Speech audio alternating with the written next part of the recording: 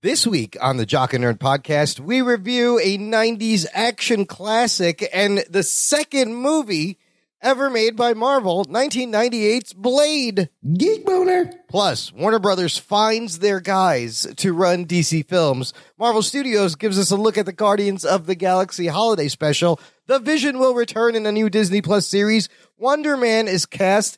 And Black Panther Wakanda Forever premieres with promising early reactions. All that and more in this edition of the Jock and Nerd Weekly for Monday, October 31st, 2022. This is Jason Hawes, and you're listening to the Jock and Nerd podcast. I've seen a lot of things in my life, but nothing freaks me out like antique porcelain dolls. No, even worse, puppets. Puppets come into life. But that's impossible, right? Right, guys? My spider shits are tingling. Check. Check one. All right. This is for all you fans out there. Let's give it up. Shock it, we nerd it. We funny, disturb it. We shock it, we nerd it. We spoiler alert. Oh yeah! What's up, listener? How's it going? Welcome to the Jock and Nerd podcast, where we give you comic book and superhero TV and movie news, reviews, and whatever we choose. Jock and Nerd. My name is Imran. My name's Anthony. He's the Jock. He's the nerd. And joining us, he's not a day walker, but he is a day drinker. It's Deacon Ruggs. What's up, Rug Boy? Give me some bourbon. Now. It's Beetlejuice Ruggs. No. That sound like Beetlejuice? Hey, Maybe. right here. Give me a Zagnut. I don't know. It is Halloween, Ruggs. You don't even have to dress up. What did you dress up for Halloween this year? Just a puppet? You are a puppet. You can be yourself. It's great. No, I don't have to get dressed up. Sometimes I put on like a hat or something. Like I was wearing like a Robin Hood, like the one with the leaf with the feather, like on the end, you know, the little green hat with the feather on it. It's easy for me. I just step outside my house and people start running, screaming away from me. And Well, you know, see, the so building that I live Halloween is in. great. Yeah. So you live in a building or do you live in a house, Imran? I live in a home, a housey. See, I live in a building with multiple floors, and there's fucking people running up and down the stairs all the time, and there's trick-or-treaters, and they're annoying. Anthony, what'd you go trick-or-treating as this year? Oh, man, I haven't gone trick-or-treating in a very long time, so It's free no candy. trick-or-treating for me. No, But isn't Halloween supposed to be the time when women get dressed up all, like, sexy and stuff? oh, yeah, I'm definitely treating myself, but not with those kind of tricks. Will we see slutty Jeffrey Dahmer Halloween costumes? That's what I predict. Oh, yeah. I mean, you would have already seen it. Yeah. The adults were celebrating Halloween this past weekend. Yes, but today, Monday, we're recording. It is Halloween right now, still happening. It's going to be a very spooky show. Will it? Probably not. Spooky. We'll see. We'll see. Let's get into some news before we get to the spooky fellas. The Jock and Nerd podcast. Big, crazy, big week for Warner Brothers Discovery and DC Films on the heels of releasing Black Adam in theaters. In the second week, it's performing well. Stayed number one.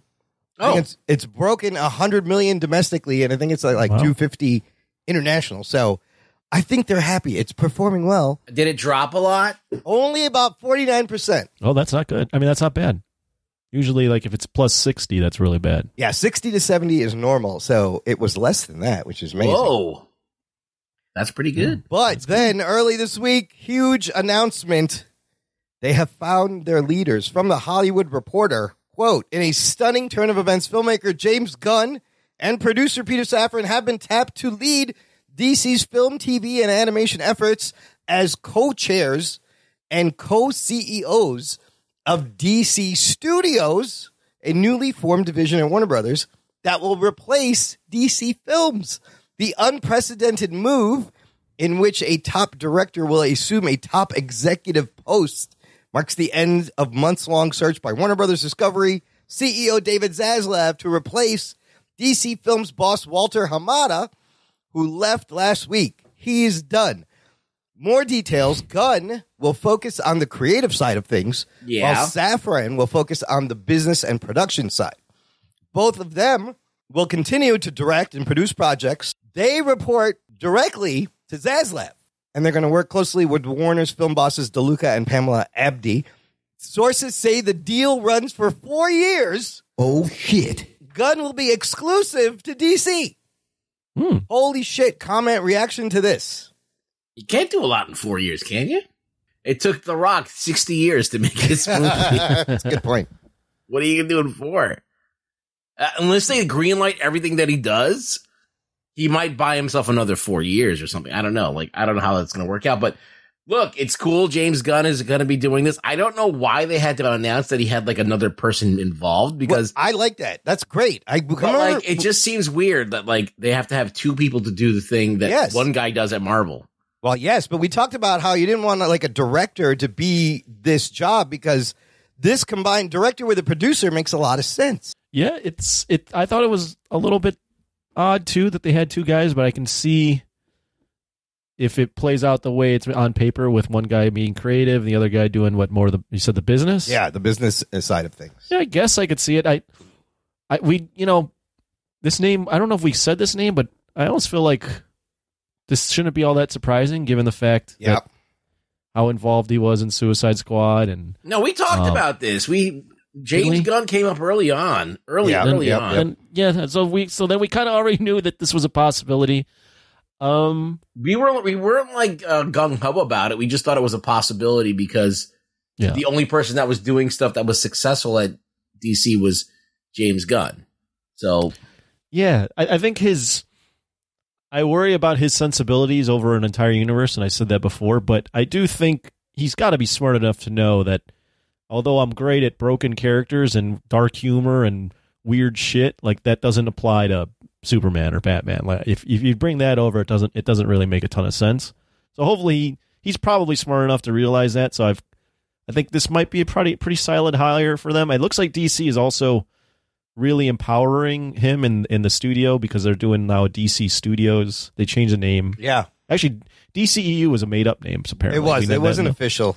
Yeah, but I guess now it's its own studio branch. It's not just like before it was underneath Warner Brothers, and now it's its own own vertical, right? Yeah.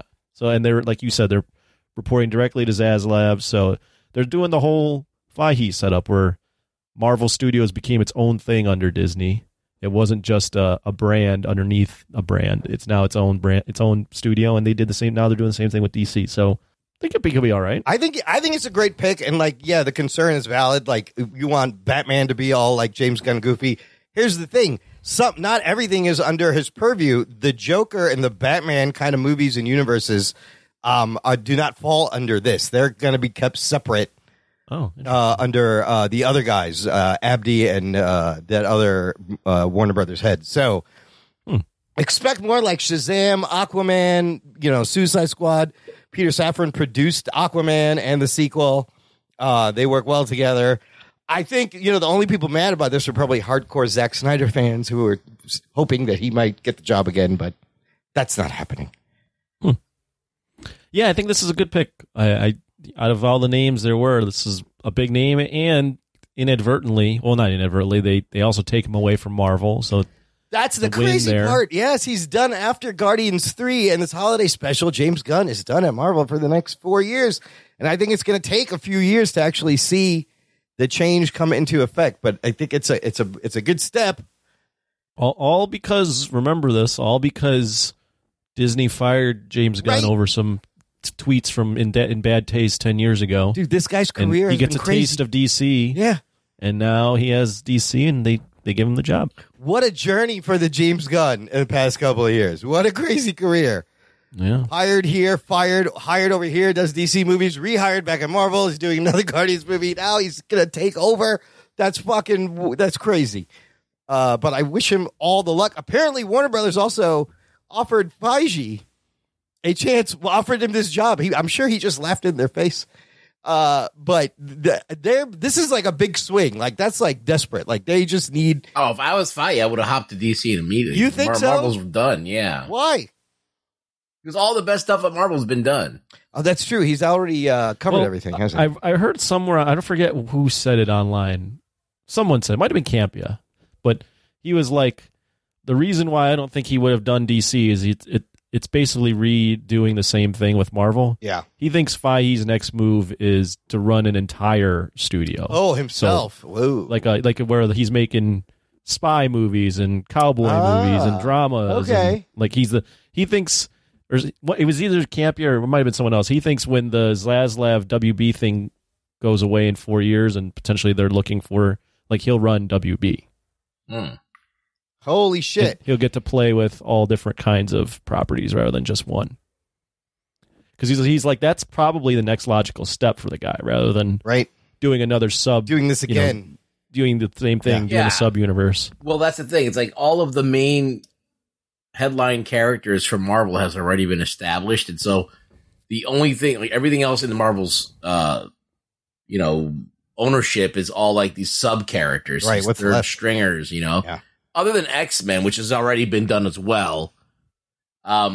So if you went to DC and rebranded all of their Top Gun characters, their A-list, he could totally put his mark on that. Listener, let us know what you think about James Gunn and Peter Safran. Is this a good move? I love this move. I think it's going to be an exciting time for DC, but you can join the conversation. Join our Facebook group. It's called Jock and Nerd Nation. There's a link in the show notes. Closed exclusive group just for you. Now, it's, again, lot of big, crazy things. Good time for DC. Black Adam, Henry Cavill, back as Superman. And then this one crazy piece of news comes out. Henry Cavill off The Witcher rugs, and they recast Geralt of Rivia with Liam Hemsworth. Oh, shit. Is that a downgrade? Is that a lateral move? Definitely a downgrade. Yeah. This is crazy. I mean, Cavill is in the Mission Impossible movies. There's rumors that he's been talking to Marvel to play somebody also. I don't know if that's going to happen. Is this because of Superman? Ruggs, I know you love The Witcher. What are your thoughts on this? Is the show going to get bad now? Yes. But yeah, so Henry Cavill brought a lot to the role, and I feel like he defined Geralt of Rivia in a lot of ways. And I'm going to miss him on that show, but it's okay because that show was probably destined for maybe like another season or two anyway. Like, I can't believe, like, Liam Hemsworth's going to come in, but that's going to be the last season of it anyway. Like, I don't think even if Henry Cavill was in it, and it wouldn't go past that because he doesn't want to be playing this character forever. Like, he's already done it for like how many years. So he's probably done with it anyway. I mean, I hope for fans of the show, the quality remains. I only watched the first season, and I was like, I'm good. I'm fine. I get it. I don't need to see it anymore. I think it's a cool show. So yeah, Cavill not is the definitely greatest, but he's charismatic. And then you get the other Hemsworth, not even the good Hemsworth. So that was interesting. Imagine you're that guy. You're only famous for hooking up with Miley Cyrus. That's your only claim to fame. He was in a couple movies, though, wasn't he? Yeah, but which one? I don't know. I don't remember. Right. Okay, so follow that up with there's more James Gunn news. He's had a crazy week as well. Marvel releases the trailer for the Guardians of the Galaxy holiday special. I thought that looked weird. That's coming out around Thanksgiving. Ruggs thought it looked weird. Anthony, what do you think of this Halloween special episode? We get to spend Halloween with the Guardians this year. Last year we spent Halloween with Hawkeye. That was kind of fun. I like Halloween specials. I mean, Christmas. This one's this one's going to be more similar in terms of length to Werewolf by Night than a Hawkeye. Yeah, it's probably about an hour.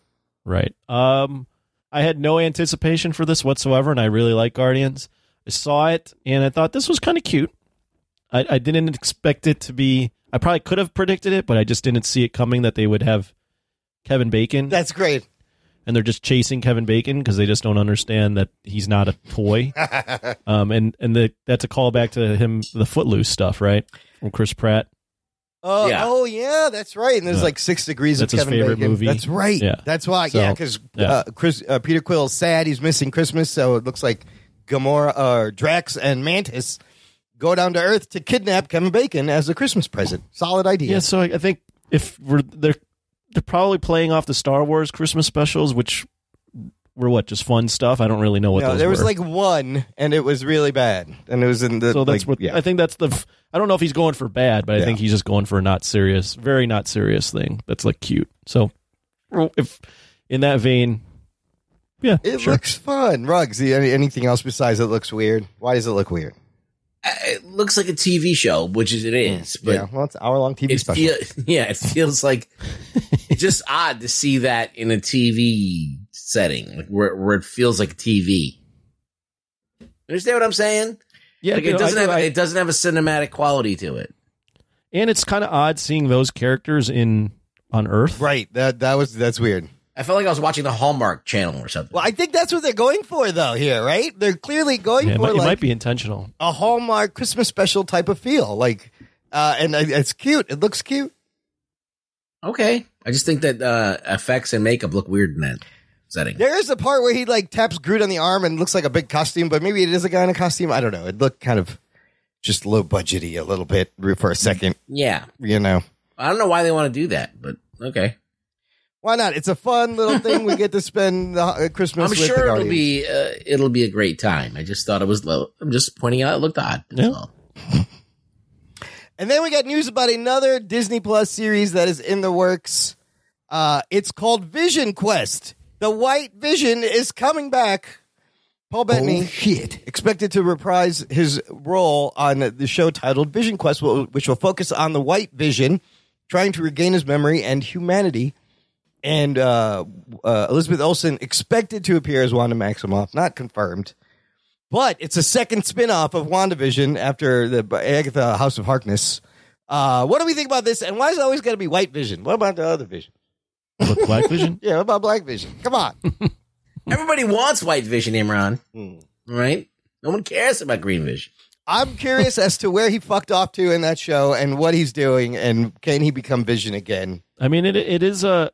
I wouldn't say I was super excited about this, but then I did like WandaVision, and it is a loose plot thread that they didn't solve at the end of WandaVision, so sure. At least, I mean, I'd rather watch this than Agatha. Yes, 100%. Yeah, but Wanda could be in Agatha, too, which I think would make that show cool. She should be in both shows. I mean, she die? And she didn't die, but the temple fell on top of her, Mount Wendigore. The mountain fell on top of her, and Doctor Strange, so. She's not dead. No, she'll be back. She ain't dead. No, she's definitely not dead. Marvel Studios also apparently has found their Wonder Man. Remember, they're making this a TV show, too, with Dustin Daniel Cretton show running. Apparently, Yahya Abdul-Mateen II from Black Manta from Aquaman has in talks to star as Wonder Man Simon Williams. Who is a Hollywood actor in the comics. Interesting. Big part of the West Coast Avengers and such. What do we think about this casting? I think it's a done deal. It was in the Hollywood Reporter. I'm giving a standing ovation right here in my seat. Are you? No. It's fine. I think it's fine. The casting is fine. He's a great actor. I mean, the fact that we're getting a Wonder Man show is surprising to me anyway, so whoever they cast, as long as they're a good actor, and this man is, I think that's a good thing. So, yeah, I agree. I liked the casting. I think he's a really good actor. I like him a lot in that movie we reviewed last year, 2 years ago, The Trial. Yeah, Trial of Chicago 7. Was he? He was in it? Yeah. I liked him a lot in there. He's a great actor. He's kind of cut up. Part in Aquaman, but I do like the actor. Wasn't he in Watchmen? He was the fucking. He was in Dr. Manhattan on the TV show. Yeah. And then he was in Matrix Resurrections. He was what's his face? The new what's his name? Fuck, why can't I remember? Morpheus. Morpheus. Orifice. Morbius. He wasn't Morpheus. Yeah, so I like him. I think it's a good pick, and Wonder Man doesn't have a ton of, I mean, unless you got to be a super comic book nerd to know who Wonder Man is, so they're going to probably do what they want with it. If you want to do like a Hollywood thing, I can see like Ben Kingsley's Trevor Slattery in this. I could see She-Hulk show up if it's a West Coast base. It's kind of weird because Wonder Man and Dr. Manhattan are very similar. Are they? They have the same set of powers? Well, they're pure energy. Oh, that's right. Yeah. I mean, Dr. Manhattan is cooler because he exists in all kinds of versions of time and shit. So, but I don't know if Wonder Man does that. I don't remember a story with that, but Wonder Man's pretty cool. They could make it a Dr. Manhattan if they wanted to. I love his bread. It's very white, fluffy. Who? Wonder Bread? Sorry. Oh, Wonder Woman, Wonder Man, and Wonder Bread. There's your Gotcha. Wonder family right there. About Wonder Boy. Gotcha. Is there a Wonder Boy? There's no Wonder Boy. Wonder Boy. There should be. Listener, you could be Wonder Boy by visiting our TeePublic shop and buying yourself a Jock and Nerd t-shirt and just call yourself Wonder Boy. Visit jockandnerd.com/shop. You will find hoodies, t-shirts, coffee mugs, cell phone cases, lots of stuff, lots of different designs. All to own for yourself and be the hipster in your group of friends with stuff nobody knows what the hell it is. It's the best thing to do. Last thing in the news, Black Panther Wakanda Forever premiered earlier this week. I think earlier last week. It premiered last week. So the reactions are out, and man, I can't wait. I'm so geeked for this I'm movie pumped. now. Holy shit. Oh, wait, I'm pumped. he said it. I'm pumped. Yeah, me too. Geek boner. Everybody's saying it's an amazing tribute to Chadwick Boseman. It's very emotional. Maybe it's a little long, but still, it's a ride. And there's one mid-credit scene, nothing at the end, which I think is nice. It's appropriate for the tone of this movie, right? They don't want to undercut it with a tag by like, oh, here we're setting this up. But I hear the mid-credit scene is pretty emotional too. What have you heard? I'm trying not to. There's so many clips out there now. I've seen a couple. Oh, you have? What are you thinking now, Anthony? I'm trying to stay away from these clips, but have the clips got you more pumped? Yeah, they do. Well, it's mostly the reviews, and the reason why not the reviews, but the reactions, because I think there's a review embargo as of this moment. Oh yeah, until it But the comes out. reactions, Yeah. what I really like about it is the common theme of it being emotional. Yeah. It being, from a couple people I've listened to, kind of a return to form for Marvel. Ooh. In terms of it not being, there's comedy, but it not being focused on the comedy. Right. And everything I've read has been sort of along the lines of, this is the Marvel we liked. Best of Phase 4. Yeah, well, not even that. Just these are the Marvel movies that got us to this point, and it's a return to that. Like they're honoring Chadwick Boseman, but they're also introducing new characters, and it seems to be a pretty, even though there's a big scope, I saw that big scope, but actually very personal story, which I like. And then they said the mid-credit scene is pretty damn good as well. I think it's going to be a moneymaker. I think Ryan Coogler has knocked another one out of the park. Bruggs, are you excited for the new characters? Like, we're going to get Riri Williams, Ironheart. We're going to get Namor.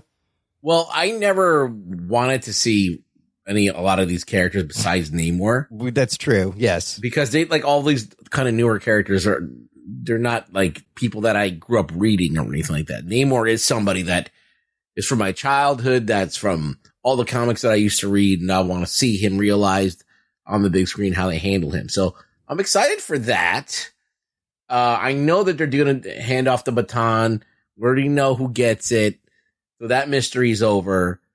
It's just the formality of, I want to see how they resolve this. That's what's important to me. How do they resolve this problem that occurred with Chadwick Boseman's early passing? So that fascinates me. So in that way, yes, I am curious to see this movie. Yeah, this is going to be great. I can't wait. We're only, couple weeks out, 11 days out, November 11th. So November 11th. Get your tickets. I'm sure everything is sold out. Okay, let's take a break here. We'll play some promos. When we come back, we're going to talk about some vampires, some daywalkers, and the movie that possibly saved the comic book movie genre moving forward in the late 90s, right after this. After these messages, we'll be right back. Dig on America. Your organization's terrible. Hey guys, this is Jason Dutch with Dig on America podcast, and I'm here with Big Hops. Do you have to say your name so weird? How you want me to say?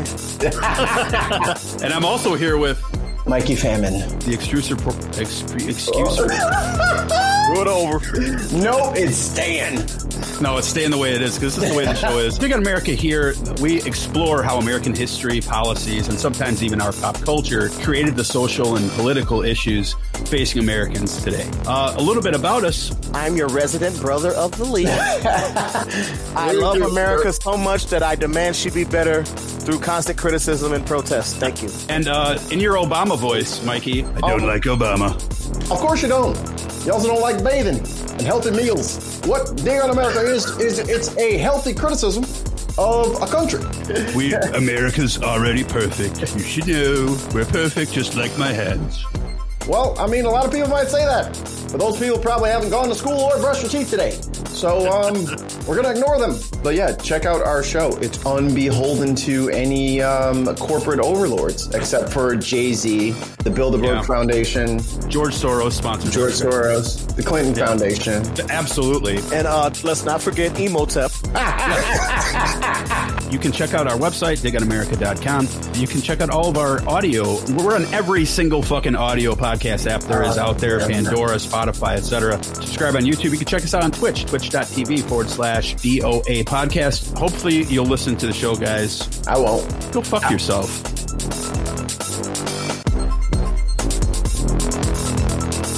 Dig on America. Jock and Nerd.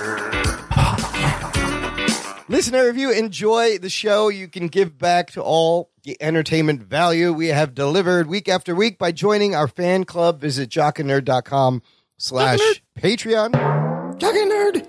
And you can support the show on a monthly or annual basis. Some of the benefits may go to my dental bill, but we'll decide that later. But everybody gets something. Like access to an exclusive podcast feed where the shows come out early. There's bonus content. We do monthly Discord hangouts. We just had one last week. It was lots of fun. Yeah. Everybody was there. Joined. I know. Even Anthony was there. Even Anthony came. What'd you think, Anthony? Did you have a good time? Can you sell this a little bit to the listener? Well, I think it would. I think it would be. But first off, we got Joey Austin to join, Yes, which that was great. Think, shout out I like to him. to see a new face. Yeah, it was nice seeing him. I haven't joined in 2-3 months. I still don't know why you keep your shirt on, Imran. That's all I got to say. Yeah, Listen, he's trying he's really pushing for this naked Imran. It gets I people. really want to see it. It gets people showing up. Maybe this is the time I will take my shirt off. Well, I don't know. You got to pay and show up to find out. Listen, if you participate in the Patreon and you're not at these Discords, you're missing out because we have some great conversations. We're laughing it up. It's funny and shit that we probably wouldn't put on the show anyway because it's just all over the place. But you got to come and see this shit. You got to be there to fucking be part of it. So And you get special guests like Matt Delhauer and Dope Hope stopping by. Speaking of which, Delhauer has released a new episode of his podcast, the Ginger Geek Podcast. It's a Halloween episode. Yeah, Delhauer's back. That's right. Anyways, all that and more at our Patreon. Check it out. Go check it out, jockandnerd.com/Patreon. Okay, let's get to this week's review. We have picked a movie, and there's a couple of reasons we picked this movie. Yeah. It is one of the movies in our 90s action movie tournament that is coming up. Right. If you have signed up to the Patreon, you've heard us pick the 32 movies. If you are a member of our Facebook group, you have had a chance to leave your selections for what you think will be in the final four for a chance at a prize. If you are on a Patreon, this movie is also in the works to be remade by Marvel Studios, and it's been the first movie that's kind of been a shit show over there for Marvel, which is alarming. And it's Halloween, so boom. I thought it was appropriate. The movie I'm talking about, of course, is Blade from 1998. Here are your spoiler alerts. Strap yourselves in, you fucks. Spoiler time. This movie can be watched on Hulu. Everyone can watch and play along right now. It's available on Hulu. Of course, based on the Marvel Comics character created by Marv Wolfman, the Wolfman, and Gene Colan. First appearance in the Tomb of Dracula in 1973. And interesting to note, originally, this character is not a daywalker that we meet in this movie. Wait, which version is what in the comics? So the original version of Blade in the comics was he did not start as a daywalker. He wasn't born a daywalker? No. Oh. No, he didn't actually have speed or strength. He just had skill and wits and was trained. But then Morbius bites him in 1999, and he makes him a daywalker moving forward. That's how that played out. Interesting. In the comics. Yeah, right? I thought that was interesting. I didn't know that either. I didn't know that, yeah. This movie, 1998, this is Marvel's second movie ever attempted after Howard the Duck in 1986, becoming a commercial and critical disaster. This is their second movie. Is this MCU canon? No, but it should be. What about The Punisher? The Punisher, I think, was. I don't think it never released in movie theaters. Oh, yes. Probably not. I think it was a straight, it didn't. straight to It was video. straight to video. Oh, that Oh, doesn't wow. count. Yeah, in the list of Marvel movies, it goes Howard the Duck, 1986, Blade, 1998. On Rotten Tomatoes, the movie is sitting at 57%, 5.9 out of 10 tomato meter. The audience, 78% is what the audience thinks. This movie was made for $45 million and goes on to make $131 million worldwide. R-rated. Not bad return. The movie, directed by Stephen Norrington and written by David S. Goyer. Now, Stephen Norrington made Blade, and then he makes The League of Extraordinary Gentlemen, which is a And big... then he quits filmmaking. Yes, a big flop, and then he never made a movie again. He did not direct a movie after that. That was it. He was done. That sucks because he was kind of cool. Like what he did. Yeah. Written by David S. Goyer, of course, starring Wesley Snipes as Blade. You have Stephen Dorff as the bad guy, Deacon Frost. Chris Christopherson as Whistler. And Bushy Wright as Karen Jensen, Dr. Karen Jensen. A young Donal Logue as Quinn. A dude named Udo Kier as Dragonetti. And then a couple other fun cameos, like Sana Lathan as Vanessa. And Tracy Lords in the very beginning. Famous early 80s porn star. Yeah. What? Yes. Say that name again? Tracy Lords. You remember Tracy Lords? You don't know Tracy Lords? Look her up. Oh, you didn't hear about this? She's got quite a story. Okay, yeah, basically, in a nutshell, she was a, I guess, well-known actress in that industry for a long time, but it came out that she was underage the whole time she was making movies. She was lying about her age. So Yes. all of those movies are her like in being 16 years old. So they took them completely off the shelves. You can't buy them because they're considered kiddie porn. So that was the big, what do you call it?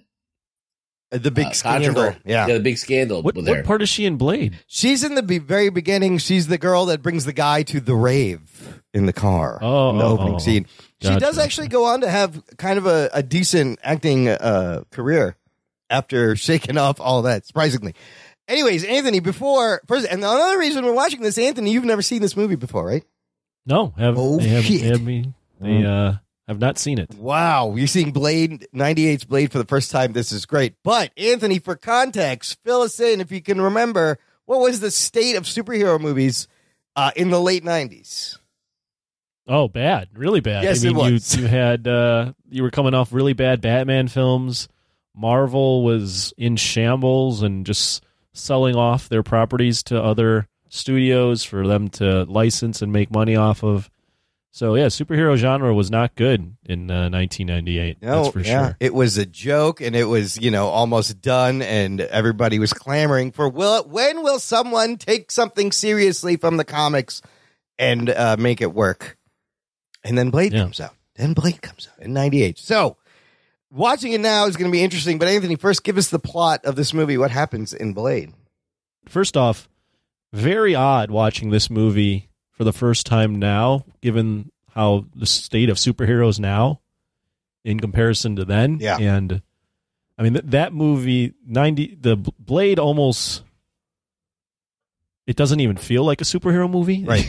Yeah. It's just given the fact of how we experience them now. So the plot of Blade is there's this underground society that's been full of vampires, and they're kind of controlling things behind the scenes. They've bought out the police. They're doing all sorts of shit, and they're just, I guess, bad people because they obviously are eating people. And Blade, who we find out later has some sort of ties to the vampires. He was basically born out of his mom getting bitten by a vampire, and he's made it his life's goal, along with this old guy with white hair, to just hunt vampires all the time. And the whole plot revolves around him hunting the vampires, and a doctor gets caught up in the middle of it, and she's on his side, and now he's hunting vampires with her. And while he's hunting vampires, he basically comes across a vampire played by Stephen Dorff, who's looking to take over the world with vampires. So it's just a lot of vampires. There's vamps everywhere. Yeah, dude, this movie, I remember when it came out, it was kind of surprising at the time and a lot of fun. What did you think now? I want to know, like you said, what you think about this movie in the context of superhero movies now, because back then it was just amazing, right? At the time.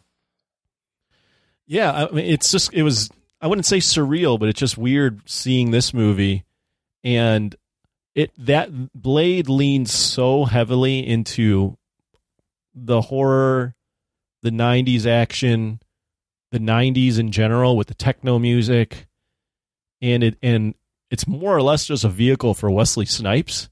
It really doesn't have any, I mean, there's fight scenes and there's one-liners, but it's not like a big spectacle at all. It's much more grounded. There's also just horribly dated CGI, which is, I don't know if that's, it's kind of charming, but it also goes, oh my God, why were they relying so much on CGI? Yeah. It was not ready. So, I mean, I felt like the movie, it's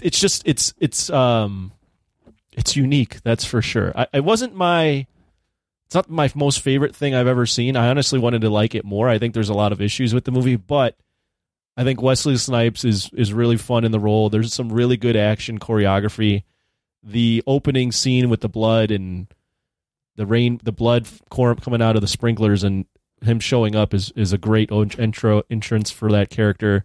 The movie is a little slow in the middle. Steven Dorff is kind of a shit bad guy, but overall it's a fun entry, and it's crazy to think that this was basically the start of the modern superhero genre. It kind of was. It was the thing that saved it. Ruggs, what do you remember from back in the day? Rewatching this movie was a blast for me. I've seen this movie many times. Yeah.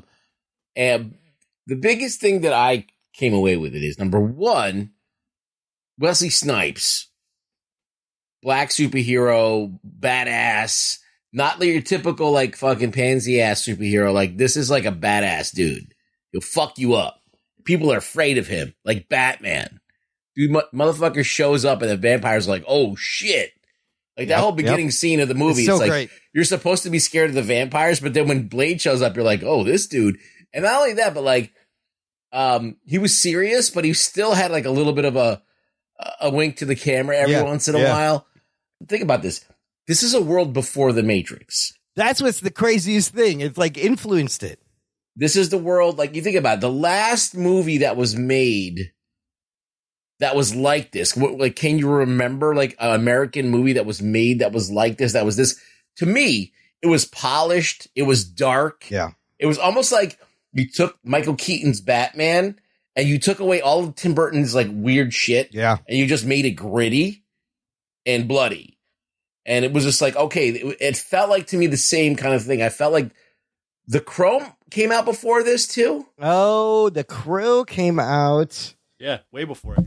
Crow was like 94, 95. So I felt this was an evolution. So there was Batman and then there was The Crow, and this was like the other evolution. And The Crow was a small movie too, very small movie that had action and martial arts in it and gunfire and stuff. So I thought this was the next evolution, but this was like, to me, way more of a world building, way more of like something that had legs. Yeah. Like The Crow never had legs. This, I was like, okay, we can make way more Blade stories, and they did. The next movie, they get Guillermo del Toro. Yeah. It leans more into horror. And yeah, I thought it was really stylish. I thought it was really cool to have like this black superhero, badass, like, you know, tentpole, like that had legs. And I was like really excited for it. And I was like, oh, this dude's like, they didn't really go into a hero's journey or anything like that you see in the Marvel movies now, but they definitely created a world and a style. And I think that the Matrix kind of capitalized and was the next evolution on top of that. Yeah, you have trench coat and sunglasses here before the Matrix, and kind of like an early bullet time sequence. And I loved it. Like you said, it's super stylish. I love the way it's shot, so contrasty that it almost looks black and white. And then the red blood really pops when they introduce the red. And Snipes, just fucking his charisma, he carries this whole movie. Like I said, he'll do little smiles when he has a kill and just be like, yeah, just out of nowhere. And it's charming. Even the fucking 90s video game CGI is charming. They also use some practical effects, which are also fun to watch. Vampire heads exploding and stuff. They didn't do like the shaky cam or the cutaways. No. They let you see Wesley Snipes do his version of karate. He's doing all of that. He looks great. And he's like, he's quick. He's dodging shit. He's fucking hitting people. He's doing his little stylish moves. And that Wesley Snipes like, it'll be cooler if I do it this way. So, what if I spin first and then cut? He just put himself into it. Yeah. It's just too bad that his head got so big by Blade Trinity. He became such an asshole to work with. Yeah, I heard he those ruined stories. the movie. Yeah, I heard. I did a deep dive on that after this movie, and my God, like he stayed in character the whole time by the third movie or something, and he was refusing to do. There was one scene where he's on a table, and he refused to open his eyes, even though he's supposed to open his eyes. He's like, no, Blade wouldn't do that. Yeah, so he kind of ruined that. I mean, there's a lot of reasons that Blade Trinity got ruined, but he was one of them. But I was like so there for this movie. I loved this movie when it first came out. I think it doesn't hold up as well now, but I mean, what movie really does hold up as well as it did when it first came out? Like a lot of even The Crow. Like The Crow was to me was such a moment. Like Batman was such a moment. Yeah. But does Batman, even though how great it is, does it still hold up in every single way? No. So neither does this movie. This movie is still fun to watch, though. Like I always have a good time with it. It's thrilling. I love the world building, like you said. I love the whole vampire council. He keeps cutting that one dude's hand off. Yes, Quinn, Donald Logue, and he regrows, and the fucking whole burnt scene was fucking great. But they have this hierarchy of vampires where the purebloods look down on the turned vampires, and that's where the Deacon Frost conflict comes. I love the scene where he gets the serum for the first time, and he's in the chair, and he's all tied up. And he does his little...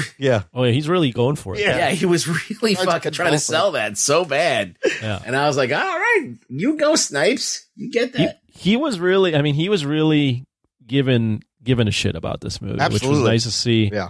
He brings a good physicality to the role. It's Wesley Snipes, so anyone that's grown up in the 90s knew who Wesley Snipes was.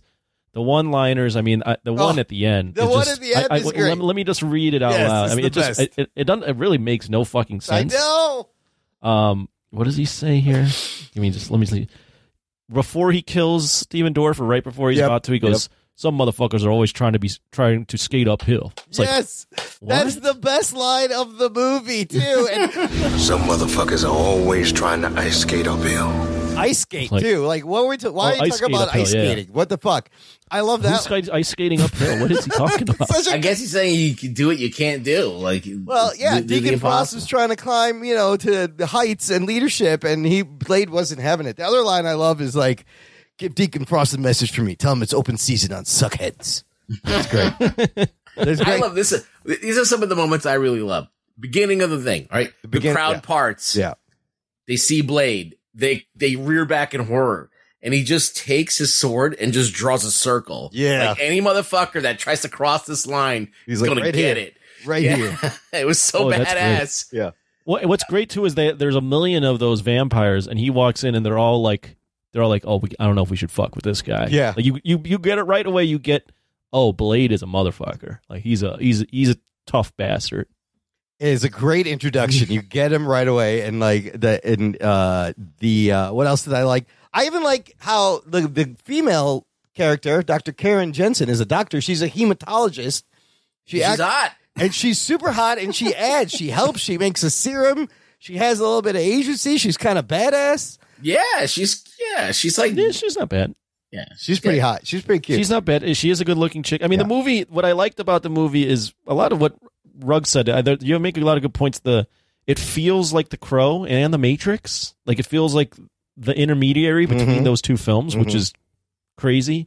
It feels more 90s action, which is what we're talking about, than superhero flick. Yep.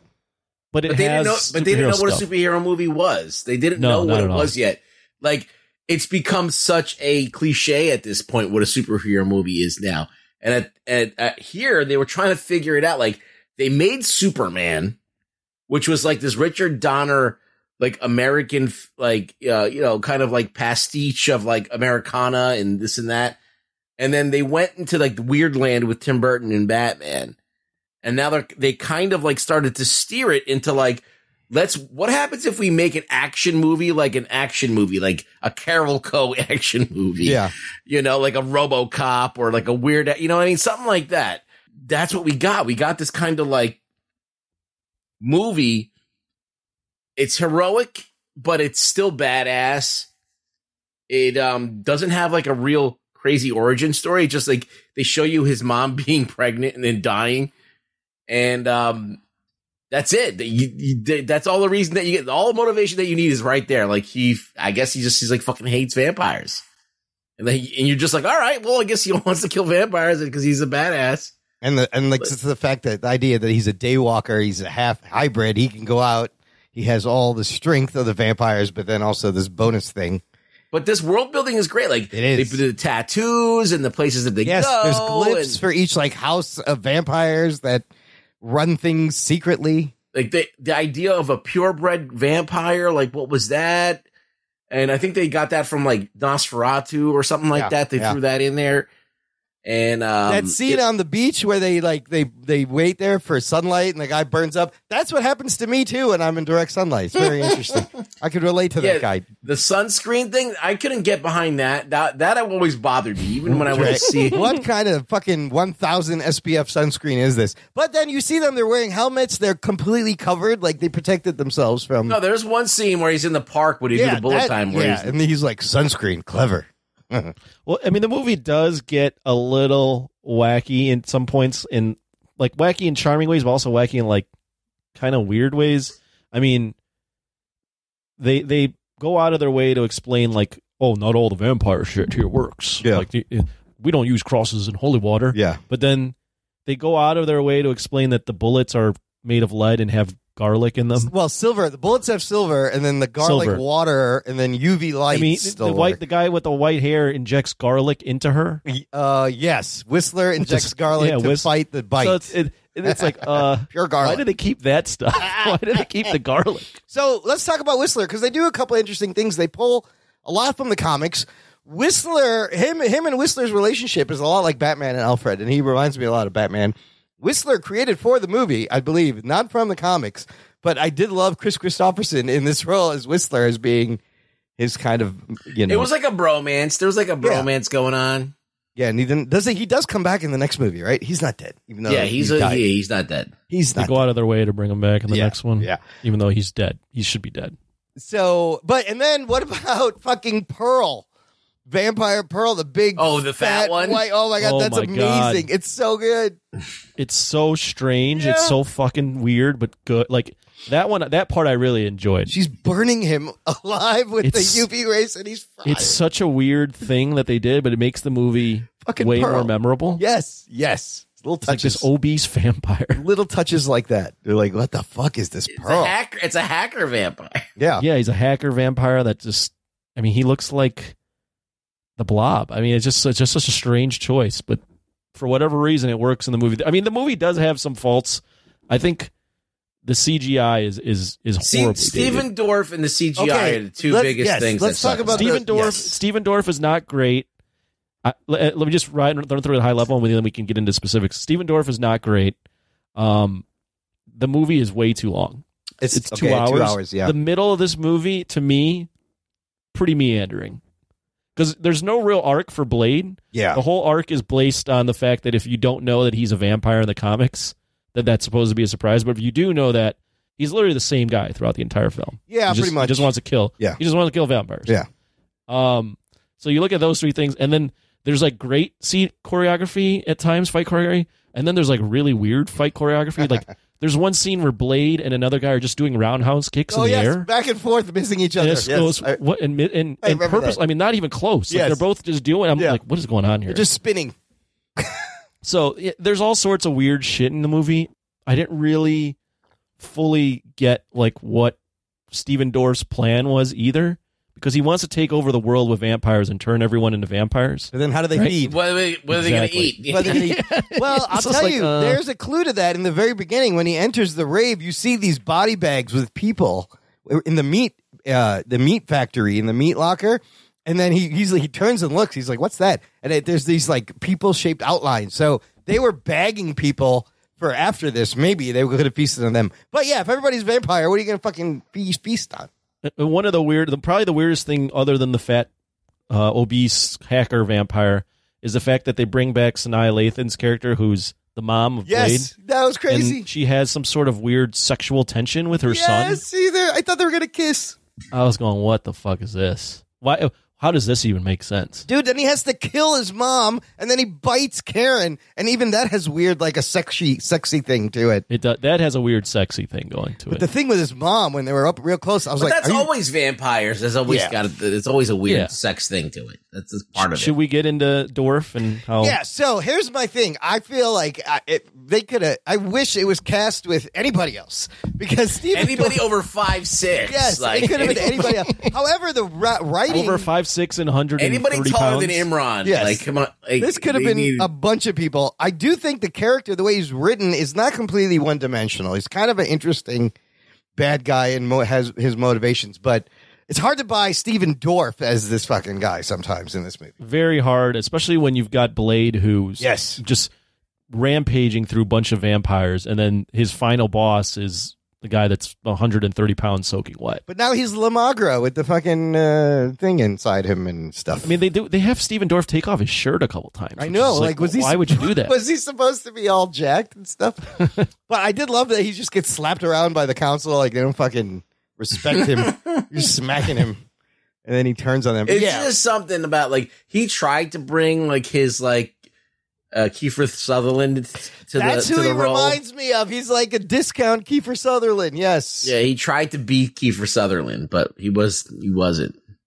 A lot of people remember them. Also, Chris Christopherson. A lot of people remember that being Jeff Bridges because he looks just like Jeff Bridges and like a weird. Yeah, but it's not. It's Chris Christopherson. So Dorff, yes, not the greatest bad guy, but Deacon Frost as a character is one of Blade's big villains in the comics that he's gone up against. Doesn't look like that. He's like an old dude. I looked them up. Yeah. They went far away.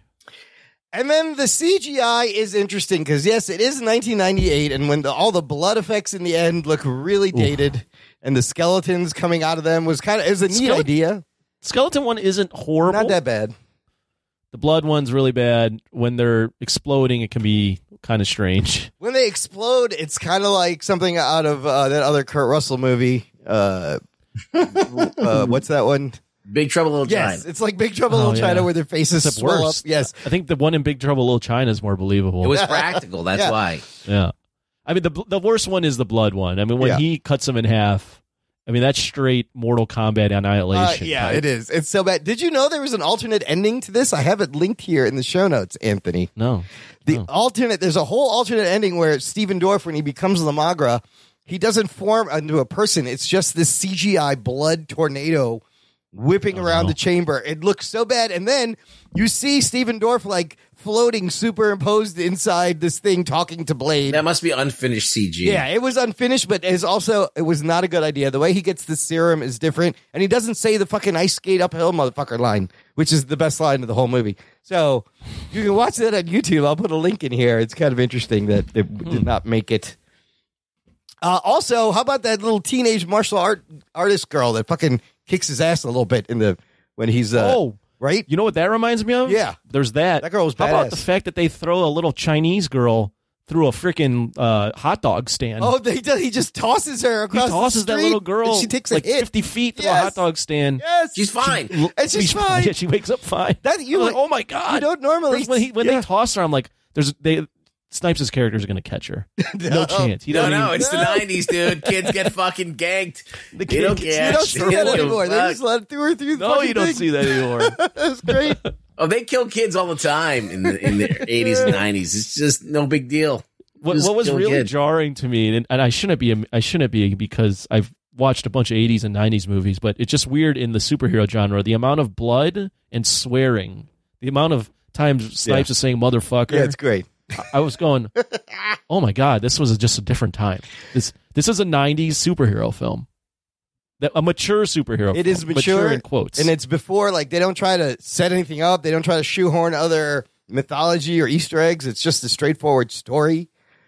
Oh yeah, they had no idea how this was going to do, because from my deep dive, and maybe you guys can confirm, but the next two stories are just basically the same thing. And the third one, yes, the third one is not good, of course. No, the second one is that he has got to team up with a team of vampires to kill new vampires that are where their jaws open. Is that the one the with mutant where vampires the jaws open is that kill other vampires. Oh, he's now got to protect the vampires. I see. So now, like, these things are even more of a problem than the real vampires. So he teams up with a team of real vampires to fuck these guys up, and Ron Perlman is one of those dudes. So he plays a Guillermo del Toro always puts Ron Perlman in everything. So he was in that Guillermo del Toro. Yeah, he loves Ron Perlman. Yes, and they use CG in that motherfucker too for a lot of shit that they didn't. Yeah, they did a little too much CG. I believe this movie also gives us our first superhero landing on film, and he looks badass. Oh, definitely. Badass doing it, right? We didn't see that before. Another thing about the alternate ending, in this one, it's kind of cool the way it ends. I think it's kind of satisfying. You know, he kills him. She's about to cure him, and he's like, keep it cure. There's work to be done. And then you cut to like Russia, and he's there, right? The alternate ending, after the whole blood tornado, same thing kind of happens, but they're still on the rooftop, and he looks over, and on another rooftop is this figure in a trench coat with his long hair blowing in the wind. That was supposed to be Morbius, the living vampire. They were going to tie it in. But again, smartly, they don't try to shoehorn another thing in like they would have done now in an actual Morbius movie. They cut all that out. So how do you think Mahershala Ali is going to do in this movie? I mean, do you think, is there anywhere near, Marvel's not going to make a movie like this. They're not.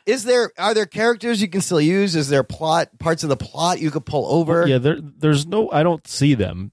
I mean, anything's possible, but there's no way they're going to make it like this.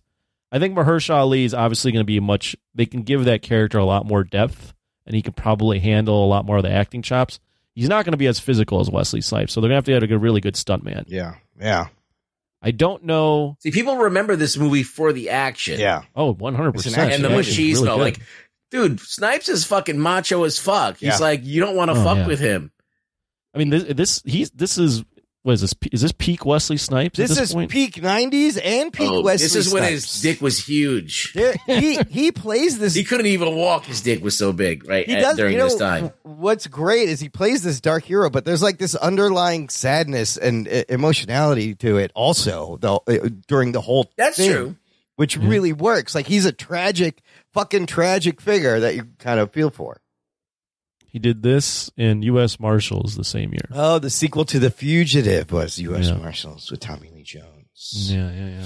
Passenger 57, I think before this was the big one I remember. Well, yeah. Well, everyone remembers him from White Man Can't Jump. White Man Can't Jump. He's been in a lot of good movies. He was in Major League. He's got good comedy chops too, as well as like the serious fucking action shit. I hope he gets a cameo in the new one. Like, I really hope they honor him and do something. I really hope. I'm not a big. Obviously, I didn't see Blade, so I can't vouch for this as being a big Blade fan. But I think there's a way where I could see them finagling and making that Blade that universe within the continuity. There's potential where if they got Wesley Snipes, like, he would be the old Blade, and maybe they could do or maybe not even the old Blade, but some sort of like vampire. And now Mahershala Ali's the younger Blade, even though Mahershala Ali's not that much younger than Wesley Snipes. No, he's like 12 years younger. Do you find it odd that so many people don't talk about Blade? Talk about Blade, the first big superhero movie with a black character that had 3 movies. Yeah, that made double its budget back into theaters. Was a thing for a while. Had a TV show spawned off of it. Yep. With Sticky Fingers playing Blade. Yep. From Onyx, right? Yep. It was a thing, and we just completely. By the time the 2000s rolled around, it never existed. Like, there was never a thing. It saved the genre. It's thanks to Blade that they could go on and make these movies. I think it's because no one knew that Blade was in the MCU. So right. Even then, when people were seeing it, I remember watching this the other day, and they it's blink and you'll miss it that they even mention it. It's Marvel.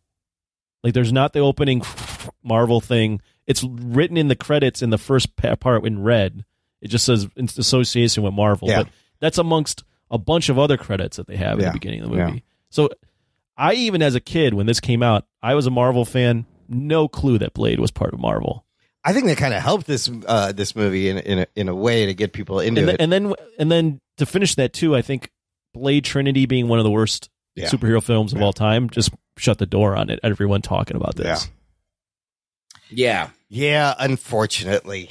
I didn't know. I didn't know Blade was Marvel. A lot of people regard the second one to be almost as good as the first one. Well, I'm going to have to rewatch the second one now.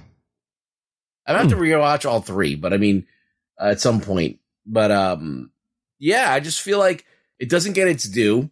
I feel like it was ahead of its time in a lot of ways. And even though it doesn't hold up to our standards of CG now, because, it doesn't. But it does a lot of ballsy shit.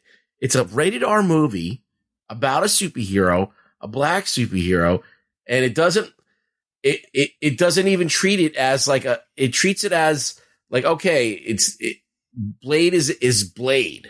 All right. Mm-hmm. Like, it's this character. It's just so definitive. Like, it's like, this is fucking Blade. He's got tattoos on the back of his head. He's badass. He has a katana. He's got fucking guns that he makes that fucking fire shit, like fucking RoboCop. He's fucking badass. He's got a fucking Blade mobile. He's got a Blade bike. Great weapons. Great vehicles. Yeah, he's got fucking like shit that he throws. It comes back and he catches it. Oh, that fucking he's got it all. Yeah, that fucking thing is great. Heads off. Yeah, like he's got he's got gadgets galore. It's like, come on, like they really tried to make like a legit like thing happen, like a thing that you could like do shit with, like a world, a whole entire thing. So, and it doesn't get its due. I feel like people just kind of forget about it, like it never happened, and that's what I never got. I was like. And, of course, Wesley Snipes going to jail for a long time and not being around to kind of promote that or even continue it is kind of weird. But and then him being hard to work with by the third one. Yeah. A little behind the scenes details I thought were interesting. Originally, New World Pictures buys the rights for Marvel Comics, and they wanted to make a Western set in Mexico with Richard Roundtree as Blade. Right? Whoa. Yeah, that's weird. Then Marvel Studios started developing the movie themselves, and LL Cool J was interested in playing Blade. That doesn't happen. Whoa. Yeah. LL is Blade. Then New Line gets to it. David S. Goyer is writing, and New Line had suggested Denzel Washington, Snipes, and Lawrence Fishburne. But Goyer wanted Wesley Snipes, and Snipes had been trying to make a Black Panther movie. Yeah, he was supposed to be Black Panther. For many years. That didn't happen, but... now he gets this, which is just. Can you imagine him as Black Panther? That would have been fucking badass. I don't know. I think that would have been kind of been different. It would have been a militant movie. I would tell you that. Yes, Blade would have been like Malcolm X's version. I mean, Black Panther would have been Malcolm X's. would have been like a Malcolm X superhero. I would be there for that. I would fucking pay to see that movie. That sounds awesome. Yeah, you're right. I mean, Snipes was doing more serious stuff in the beginning, so he had that in him. He was in like Spike Lee movies and shit. Yes, and Jungle Fever. He was in Jungle Fever. Jungle Fever, yeah. New York, New Jack City. Oh, New Jack City. He's great in New Jack City. I forgot about that. It's funny. Like, he was in a lot of really good films, and then he went down the route of, well, now I want to be an action star. Yeah. He just kept doing the action movies. I'm like the Tom Cruise. Demolition Man. Yeah. Oh, man. He was the bad guy in that. He was great in that. I got to rewatch that. The soundtrack to this movie also breaks the top 50 Billboard 100 charts. It was huge at the time where you had. That movie. I mean, the soundtrack just grounds it so it just makes it so 90s. You got Mobb Deep, and it makes it, but in like a good way with you got that, but the techno music. New and all that. Order did a song. You got EPMD. The soundtrack's not bad. I remember. I like a lot of the techno songs were. So Juno Reactor did a lot of the songs for I think the Blade soundtrack. Oh, Junkie XL did one. Yeah. Oh. So yeah, there was I remember that fucking whole thing when I was like, oh, I got to get that fucking song from that movie because it's fucking badass. Like when he kicks everybody's ass, I want to have that song. Like back in the day, like in the 90s, when you kick someone's ass, you play techno. Yeah, you play badass. That's what you techno. played. Yeah, it gets you pumped up. I mean, this is coming after Mortal Kombat, which had just one of the greatest techno theme songs ever during fight scenes. Yeah, it was a carryover from that, I think. Yeah, Something like that. 100%. I got to point out two other things that crossed my mind. These are two random ass things, but they're in the same scene. Another one of my favorite lines is when he's in the hospital and they start shooting at him, the police. Oh, yeah, in the hospital. First of all, the police just are indiscriminately firing at a hospital, and he just yells, "Motherfucker!" And then he looks. They're chasing him, and he has the girl who's been bit in the neck, and he sees a building across the fucking street. Tosses her. And she lands on the And thing. she lands on like some cardboard boxes. She's fine. She's fine. Listen, they're throwing kids, they're throwing people. Then he does that crazy jump. Oh shit! Yeah, you buy it, and then it's just like kind of. Doesn't that jump look like the same jump from the Matrix? Yes. Oh, yeah. It's so Matrixy before Matrix is amazing. I think Stephen Norrington should come back to do the new one. Why'd you stop? You made what? Like League was bad. You got fucking shit on whatever. I don't think it was that bad. It was just ill-conceived. It was 20 I don't years think ago. Wipe it off. I don't Shake think it that off. was like. There's way worse movies than the League of Extraordinary Gentlemen. Oh wow, he's been done for a long time. Yeah, we may have to do what the fuck on League of Extraordinary Gentlemen. But his direction is very good. The strobe lights, the shots, the style. Very stylized. I fucking loved it. I loved all the style. Yeah, it's good. I mean, Alex Proyas, who did The Crow, fucking disappeared too. That's true. So He's it's just probably all traumatized. No, he did a movie. He did Dark City after that, which is a fucking great movie. Oh yeah, Dark City is good. Yeah. It's not an action film, but it's a great fucking movie. I don't know what I think he did. I think the last thing that he did was that The Gods of Egypt with white people. Oh geez. Oh yeah, that's not that good. one. That's That's not good. That's not good. All right, look. Well, let's rate the movie. Anthony, what would you give this movie? So, I originally was going to give this a 6 because I was like, it's all right. It's all right. I wanted to like it more, but with you guys talking about it, made me like it a little more. So I'm going 7. Nice. Yeah, you guys can. After pointing out all the fun things and good things, I was like a little too hard on that movie. I'm going to give it a 7. All right. It's a good 90s. It's a very unique 90s action movie, and it's very weird to think about this as a superhero movie. Yeah. Well, you got to think about it in context. It's like imagine this was you saw it when it came out. Yes. And this changed your idea of what movies could be before The Matrix. It blew my little mind. It's like The Matrix, like kind of changed everyone's mind. It blew everyone's mind when they saw it. But if you saw this before it, you're almost like prepped for The Matrix. You're almost like, hey, like I saw a movie that was kind of like this, and this one just went like over the edge. Mm-hmm. Because it was an adult movie. The Matrix had cursing and shit like that. And it was kind of like gory and mind bending and shit like that. But this was like the step right before The Matrix. And I feel like, if you see it in context, you could be like, oh yeah, it was kind of an important movie. And it did start a whole thing. It started 3 other movies and just, it would have continued if Ruggs, what would you give it? I would give it a 7, like no problem. Like, sometimes I think 7.5, but I'm tapering it back just to, kind of be as fair as possible. Like, I'll give it a 7. Yeah, I was thinking, man, I really love this movie. It's going to be interesting to see what the brackets in the 90s tournament. I'm thinking 7.5, maybe even 8 on a good day. I'm very close to that, 7.5. I'm going to say. Let me ask you guys. You guys both, you don't know what the bracket is. You don't know who it's facing. I know who it's facing. I'm not going to tell you guys.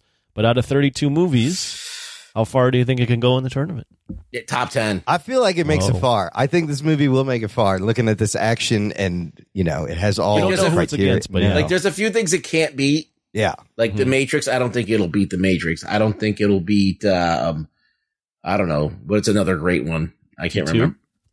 No, it's not going to beat. It's not going to beat that. I think it's going to go far. It's got the one-liners. It's got amazing fight, hand-to-hand choreography, fight choreography. It's got cool poses. It's got Wesley Snipes. I don't know. It's kind of an iconic movie for me anyway. Yes, and in context of what it does. I'll tell you how I know I like this movie, because when the DVD came out, I bought it immediately and watched it like every fucking Halloween. I would watch that. Wow. That and The Crow. So yeah, I love it. Some motherfuckers. I loved it when it first came out. This was my shit. Yeah, it is a very unique movie. It almost reminds me of. I feel like whoever made Constantine looked at this movie and was like, we can do Yes, some of that there's shit that in this. scene, and Matt mentioned it. The scene where Constantine shows up and starts blasting all the demons is exactly like the opening of this fucking movie. He's got a trench coat also. I mean, the man made trench coats cool before Keanu did. If it wasn't for this movie, like, I think the genre dies and studios don't take a chance or another look at after Batman rules. It's very weird to think that the first Marvel movie that they put out in a long time, besides Howard the Duck, was Blade. It was Blade, right? It wasn't X-Men. It was X-Men and Spider-Man came after, but it was Blade, the first one. It was Blade. I think they were just thinking, what can we make cheap? Yeah. Probably. What can we make cheap and what can we play with that no one knows that it's even... Like, I think people were afraid of making like Marvel. They didn't want that brand. Well, So they didn't Blade want to is its say, own thing. okay, this is a superhero movie because that has its own stigma to it. Right. And then you're like, well, people like horror movies and when vampires, they're always good for a buck. So like it was just a no-brainer for them. And then let's have Wesley Snipes kill him. Yes. Well, do karate. And do karate, which was like coming in. That was when karate was starting to get popular again. Yeah, Kung Fu movies were big in the 70s, and then they kind of like disappeared for a while, and they resurfaced in the 90s, like hardcore. What's interesting is that same year, you mentioned karate coming in, Rush Hour was released the same year. Oh, interesting. Which was obviously huge martial arts. You mix martial arts with the occult and with some fucking bloody violence. I mean, think about it. Batman and Robin comes out in 1997. And I'm sure everyone is like, woof, we can't, nobody, why would you do a superhero movie after that? And pretend for them to take this swing was crazy. Think about just putting this movie in context now. Like, you're never going to get a big action star doing a martial arts vampire movie released in theaters. Right. That's not happening right That's now. so I mean, Mahershala Ali, but that's its own little thing, right? Yeah. You're not, Blade at that time was almost like an original idea. Type thing. Absolutely. Like, can you imagine who's a big action star right now or a big actor? Can you imagine? They're all in the Marvel movies. Yes. Yeah, they're all in the Marvel movies. They've already done it. So fuck it. Never mind. No, I know what you're saying though. Like Vin Diesel, maybe. I don't know. Yeah, can you imagine Vin Diesel doing a martial arts where he kills zombies and shit? Like, well, he did Bloodshot, which is I don't know if it's the same thing, but it's no, that did not do well there. Shitty movie. Not good. It's not good. This one still holds a place in my heart, and I'm glad you get to finally see it, Anthony. Yeah, I was going to see it anyways because of the tournament, but it makes sense right now. It does. Let's hope that they can get their shit together and find a director and a good script, and not keep Mahershala waiting fucking 3 years. Like, get Chad Stileski involved. Yes, get him in there because he's going to walk, and you don't want that. And there's so much to mind. Maybe bring Deacon Frost back with a better cast. I thought he was an interesting villain. Just Steven Dorff was a bad choice. Let's do some news from the nation. It's time for news from the nation. It's time for news from the nation.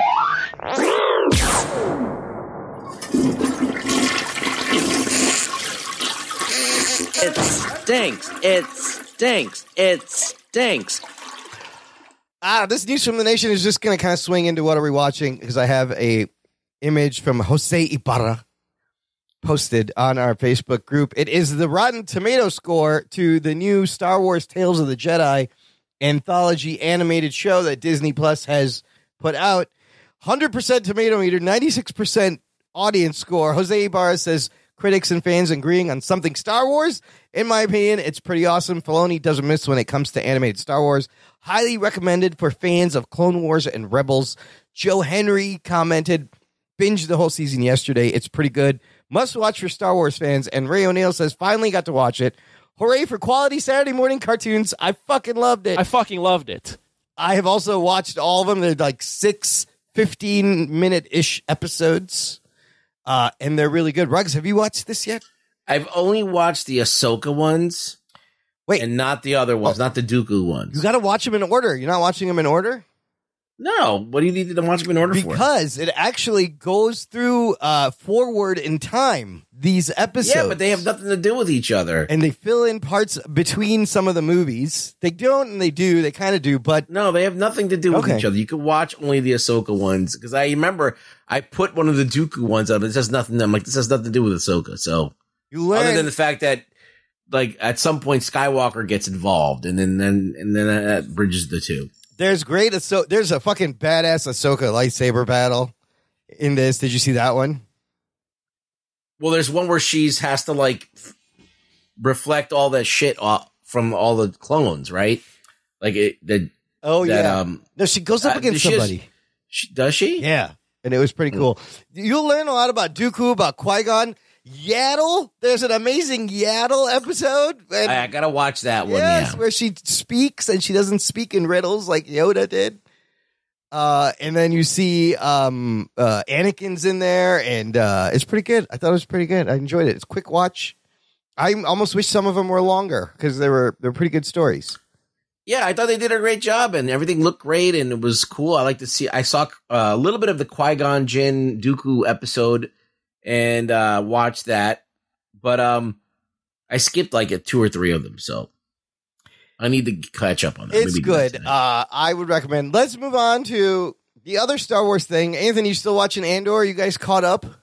No. I'm not caught up. Oh, Sorry. you son of a bitch. I am 2 episodes now behind. This story arc is very interesting. It is quietly like one of the best Star Wars things I've probably seen in a while, and Is it good? I think it's one of the better Star Wars things they've put out. Apparently, though, the viewers are not reflecting that, as it has lower viewer ratings than like Mandalorian, Obi-Wan. So Well, it's not a big. It's not connected in any way to like the more popular Star Wars stuff. Like Mando had Baby Yoda, and it was Mandalorians, Boba Fett type shit. But like this continues to be like a great adult Star Wars story. Like I've seen people like do not like this at all. Really, this doesn't feel. It's like one of these people that like defends all like the stupid Star Wars shit that they do that everybody but because this is kind of in a different direction but good. Like, oh, we can't do that because it's that it just doesn't feel like Star Wars. So I'm like, what are you talking about? Like, this is what you want. You want goofy shit? Right. Like, you want goofy shit that like nobody really likes except for you. Like, everybody who watches these Star Wars movies, like, hey, this is a little goofy.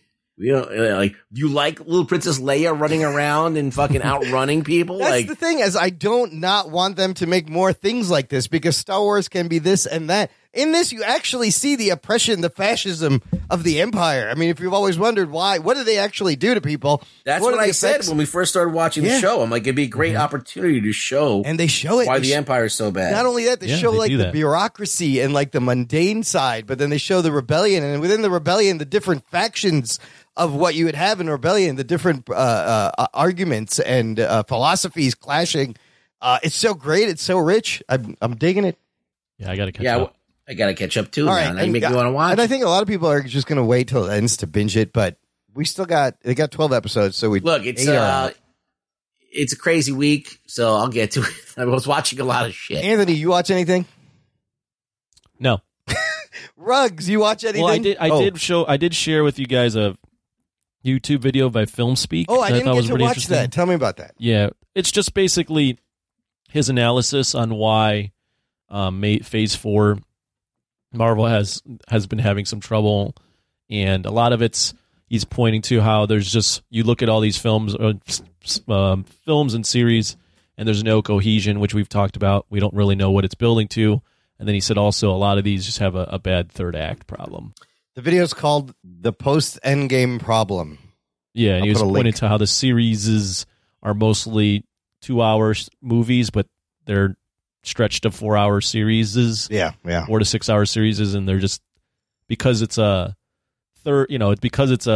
series, and every episode has to end with a little punch. It doesn't have that like great punch at the end because they just haven't figured that out. And they're not. A lot of the series also have. They're doing villain reveals at the end. They're using that trope, they're doing that because they want these villains to be put into other stuff, but it kind of hurts the series. Yeah, so it's a quality video. It's about 20 minutes. I like the guy Film Speak, so there you go. But go ahead. I'll check it out. Yeah, no, that sounds good, because I mean, you keep saying this is their experimental phase, and at least they're taking some risks and they're trying some things. You can see that, but I think it'll end well with Black Panther. And then we'll get some more good stuff. Ruggs, what did you watch this week? Anything? I watched some 90s movies to get caught up. I remember Anthony was talking about Point Break, and I was like, I got to watch that movie, so I watched it. Nice. I watched that last week, yes. Yeah, I thought it was good. Keanu is a strange actor in this, but, like, he looks really great. And I was like, I wish I could look like Keanu. And I thought it was a good, fun movie, and it was well-directed, and I think that it has a lot of... It's of a higher quality than most 90s films. Yeah. So I definitely think it did a great job, and I'm happy to have re-seen it and have a new respect for it. Like now, because when you watch it, you're like, oh, this is really stylish and this is really well done. And there is like some new things, like that whole thing with the presidents and them wearing the masks and that the whole way that they do the chases and all that stuff is great. And even just the acting in general was like, I mean, Keanu was the weakest part of it, but still, like, everybody else was killing it. So, I think it's a good movie, and I was happy to see it. What else did you watch, Ruggs? I watched Cliffhanger with my man Stallone. Stallone on a Mountain. Does that hold up? Die Hard on a Mountain. Die Hard with Stallone on a Mountain, yes. Yeah, how was that? I got to rewatch it. It kind of drags in spots, and, it's actually a more, in a lot of ways, it's like a more, less of an action, like 90s action movie, but more of a regular movie, I guess you'd say. But there are parts where Rennie Harlan kind of lets it rip and it gets into the action genre. There's a few like moments where like there's like people sliding down hills and shooting at each other and stuff like that. That's kind of ridiculous, but for the most part, he kind of keeps it somewhat realistic. And Stallone is like this dude who fucked up during a rescue, and he's trying to play off that he's got this pain. And I feel like Stallone's doing a good job. Like, I feel like he's actually acting and not just being like Stallone. He's trying to be this character in some way. So I like that. Michael Rooker's in it. John Lithgow and Janine Turner. I used to have kind of a crush on her. She was on Northern Exposure. Yeah, she's fine in and it. then she gets a movie here. So like, yeah, it's not 100% great, but I think that Rennie Harlan's actually not a bad director in most of this. I would say about 80% of this is pretty well directed. There's like 20% that sticks out as like, I don't know. But yeah, I thought it was fun. I don't know if it's good as Die Hard, but I mean, it's definitely trying to be kind of Die Hard-ish. But Rennie Harlan, you would consider like an action movie director, right? Like that was kind of he did that's his The thing. Long Kiss Goodnight. He did this, and he did like some pirate movie that no one ever watched. Die Hard 2. Deep Blue Sea. Oh, he did Die Hard 2. Oh shit, that's right. One of my favorite scenes in Deep Blue Sea is when Samuel Jackson goes on the monologue and a shark in the middle of it. It's fantastic. My boy Bill Simmons, who I've listened to, says Lithgow does one of the better Hans Gruber impersonations you'll see. Oh, in Cliffhanger? Oh, yeah. Yeah. Oh, yeah, it's definitely trying to do that. There was some weird shit. Like, there was one scene where I don't understand why they're doing this. They're on a plane, and they're hijacking another plane to get money, and they're just ziplining each other and money from plane to plane. And I was like, okay. Are they really trying to do this? Is this really happening? Are they shooting this? I gotta read Is this even practical? I'm like, just jump out of the plane with fucking parachutes. Like, why are you doing this? And have someone pick you up on a chopper. Like, this doesn't make any sense. This is whatever. unnecessary. Yeah, it was unnecessary. I know, me too. It's been a long time since I've seen Cliffhanger. I'm looking forward to it. So, but I thought it was okay. It holds up in certain ways. All right, both of those. I don't know how far that one's going to make it in the tournament. Yeah, both. I think Point Break goes far. I think Cliffhanger, I don't know, maybe goes a couple of rounds. Maybe No, I not. think it's good. It's just, I don't know. I don't know if I like it as an action movie. Like, it's more of like a movie with, it's like, Point Break is a movie with action in it. Yeah, right. And this is also a movie with action in it. It's not an 90s action movie. It doesn't revolve around the action, but they both have, I mean, there is an urgency where he's got to like do something. He's got to like, just like Die Hard, he's got to like save everybody. Like he's got to do something too. He's got to save his friends and stop these guys. So there's an urgency to it, but I guess it's an action movie, but it's just not as adrenaline filled and crazy. Maybe I'm wrong. You got crazy stunts. You got big explosions going on. Yeah, there's all that stuff. Yeah. Does it make your top 10 Stallone movies of all time? Probably not, right? I don't know. I think it's in the mix. Definitely, It's one. It's not a bad movie. I just feel like I don't know. I feel like I felt like a little bit of like a letdown when I rewatched it instead of a like I was impressed with a lot of it, but there's just something that didn't quite work, and I can't put my finger on it. And so you're saying you like Samaritan better? I'm with you. It's gotta give me that bad. No, I feel like this is. Look, first of all, okay, I'll give you the boilerplate thing is Stallone is acting. Okay, he's getting after it. He's trying. Right, he's getting after it. He's acting. He's doing physical stuff. There's a lot of stuntman work in there, but he's doing a lot too. He's like fucking jumping and grabbing shit and climbing the mountain and everything. Is he pretty muscular in this? He's actually slimmed down a little bit. Oh, shit. But he still looks ripped. He doesn't have his shirt off very long for in the movie at all. There's like one scene where you think he's going to take it off and he doesn't. They teased like, you. oh. What a tease. Stallone. I think that he doesn't. I think maybe the reason is he doesn't have like a. This is going to sound stupid. He doesn't have a mano a mano at the end of this movie. Because you can't fight John Lithgow. He's old. He does. But first of all, it's John Lithgow. Yeah. And I think they're dangling off of something. So it's not like a real fight where like, like you see the Stallone, like, boxing skills or whatever. It's kind of like they're dangling and he like kicks them or something. I don't remember. Something like that. So it's kind of like it needed like a little bit better of So it is better than Samaritan. Well, what yeah, it has to be, right? Yeah. One of the interesting things, if we're looking at just when this movie came out, is it came out in '93. The same year, he also releases Demolition Man. Oh, yeah, right? that's more fun. Year, yeah, right. But Cliffhanger that year makes $255 million. Demolition Man makes $159. So Cliffhanger was the more popular movie. Well, was one R-rated? It's more conventional. Though? Was Demolition Man R-rated and Cliffhanger? They're both R-rated. Oh, they're both R-rated. Yeah. Interesting. I think that Cliffhanger is a better movie. Like the script is better and what happens is better. There's just some stuff that's weird. But at the end of the day, Demolition Man is more fun in some ways. Yeah. So I can't wait to watch Demolition that Man is one. the movie of those two I've rewatched so many times. Oh yeah, yeah. I'll watch that again. Yeah, and then he does the Specialist. Simon Says. Judge you got Dredd. Stallone versus Snipes in that movie. Yes. Yeah, Stallone versus Lithgow. It's just it's not fun. It's not good. Yeah. The last movie that I watched was Last Night in Soho, and that was because Halloween. Oh, I wanted to see something Halloween-y. That's Edgar Wright, right? Edgar Wright, What is yes, this about? who did Scott Pilgrim Yes. and Ant-Man, who was going to do Ant-Man. And Matt Smith is in this. Matt Smith is in it, and Anya Taylor-Joy is in it. I like her. What's this about? I don't want to give it away 100%, but it's one of those movies. Okay, so basically, I know you're never going to watch it, so I'll tell you. I'm somewhat. going to watch it. Don't spoil it. Tell me. All right.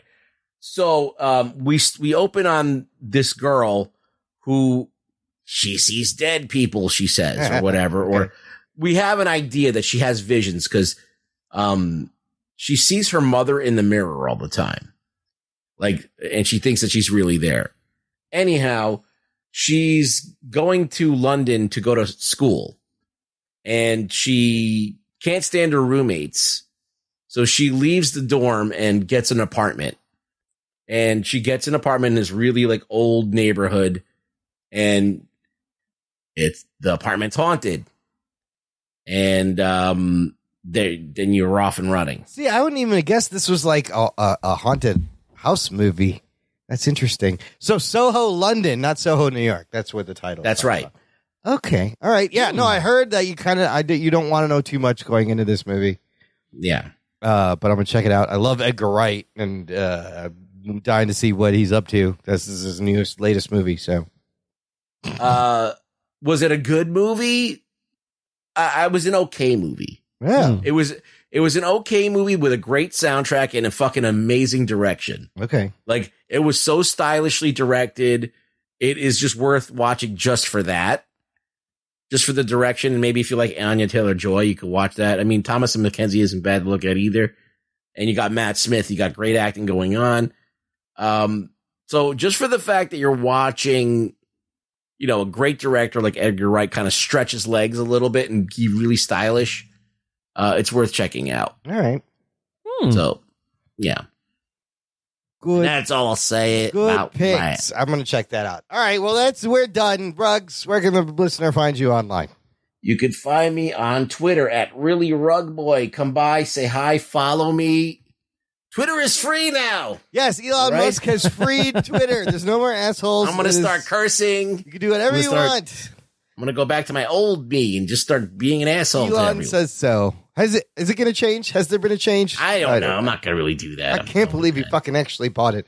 I've already beaten the internet. I've already made all the people block me. You can follow us also on Elon Musk's social media network. Visit the show notes for this episode for links to everything. Share the show, listener. Spread the geekery. Thank you for listening to the Jock and Nerd podcast. My name is Imran. My name's Anthony. He's the Jock. He's the nerd. We'll peep you next time.